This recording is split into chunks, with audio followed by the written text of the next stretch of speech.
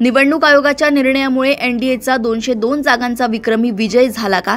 आचारसंहितेला न जुमानता बिहारमध्ये महिलांना प्रत्येकी 10,000 रुपये वाटप करण्यास परवानगी देण्याचा निर्णय घेण्यात आला होता।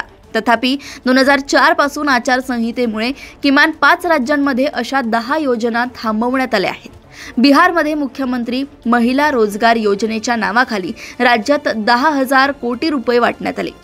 26 सप्टेंबर रोजी पहिल्या हप्त्यापासून त्याची सुरुवात झाली, परंतु 6 ऑक्टोबर रोजी आचारसंहिता लागू झाल्यानंतरही प्रत्येकी 10,000 रुपयांचे 5 हप्ते वाटण्यात आले। निवडणुका जाहीर झाल्याच्या दिवशी 1 हप्ता जाहीर करण्यात आला, त्याच दिवशी आचारसंहिता जाहीर झाली।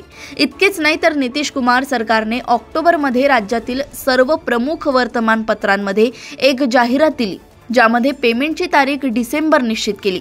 त्यामुळे वेगवेगळ्या राज्यांमध्ये समान नियम असूनही निर्णय वेगवेगळे का आहेत अशी विचारणा झाली आहे।